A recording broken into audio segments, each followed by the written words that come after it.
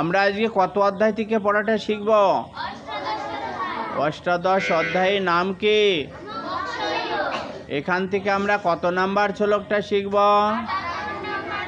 ৭৮ number শ্লোক কে বলেছেন? সঞ্জয় বলেছেন। আমরা শব্দগুলো জেনে নিই। ইয়ত্র যোগেশ্বর কৃষ্ণ, ইয়ত্র পার্থ ধনুর্ধর,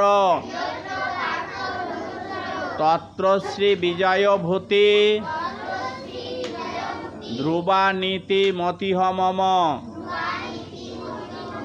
ইয়ত্র যোগেশ্বর কৃষ্ণ,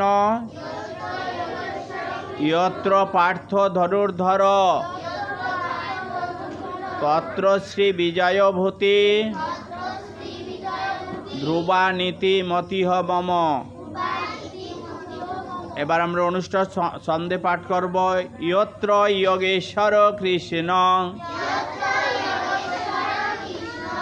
ইয়ত্র পার্থ ধনুর্ধর,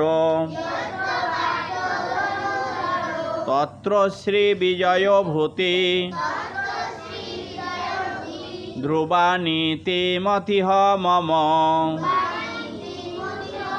ইয়ত্র যোগেশ্বর কৃষ্ণ, ইয়ত্র পার্থ ধনুর্ধর,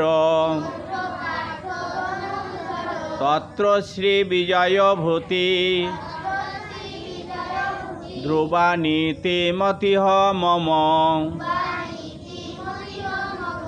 সঞ্জয় বললেন, যেখানে যোগেশ্বর শ্রীকৃষ্ণ, যেখানে ধনুর্ধর পার্থ, সেখানেই ঐশ্বর্য, বিজয়, সামগ্রিক অভ্যুদয় ও সনাতন ধর্মনীতি বর্তমান। এটি আমার নিশ্চিত ধারণা।